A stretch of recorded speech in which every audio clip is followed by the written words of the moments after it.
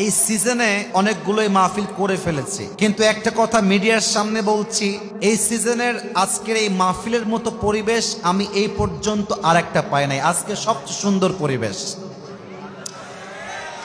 আপনাদের আয়োজন, বসার ক্যাপাসিটি, দাঁড়িয়ে থাকার ক্যাপাসিটি, মাঝখান দিয়ে বাস।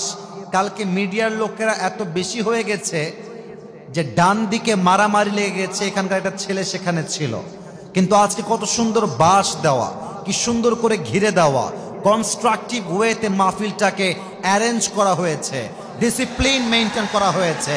এটা সিরাজগঞ্জের মাটি, বুঝতে হবে এটা শক্তিই তো আলাদা।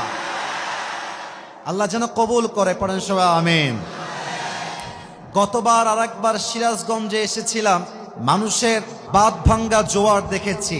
আমার পুলিশ ভাইরা দায়িত্বে ছিলেন, তারা বলছে হুজুর আমরা জীবনে অনেক জায়গায় প্রোটোকল দিয়েছি, বাট এত সুন্দর এত বড় মাহফিল আমরা সিরাজগঞ্জে আগে কখনো দেখি না। আমি বললাম ভাই আমার, এটা জাস্ট আমি আসিফ হুজুরের পাওয়ার নয়, এটা সিরাজগঞ্জের যুবকদের পাওয়ার, এবং এদের কথার মাঝে যেই জোর আছে। আপনারা কালকে চাইলে এই ওয়াজটা ফেসবুকে ইউটিউবে শুনে নেবেন। সিরাজগঞ্জের মানুষের সাউন্ডের ভাইব প্রমাণ করে এরা কেউ কাপুরুষের বাচ্চা নয়, সব বীর পুরুষের বাচ্চাগুলো আমার সামনে বসে আছে। আপনাদের বউ আছে কার কার একটু হাত তুলেন, বউ আছে? আচ্ছা বউ আছে, হাত নামান। এবার কপাল পোড়া, শীতকালে এসেছে কিন্তু বউ নাই, কপাল পোড়ারা হাত তোলো সবাই। স্যার কোথায় আপনারা সবাই? দেখেন তো কারো বউ নাই, এ আমি বিশ্বাস করি না। আল্লাহ সবাইকে দিনদার নেককার বউ দিয়ে দিক, পড়েন সবাই আমিন।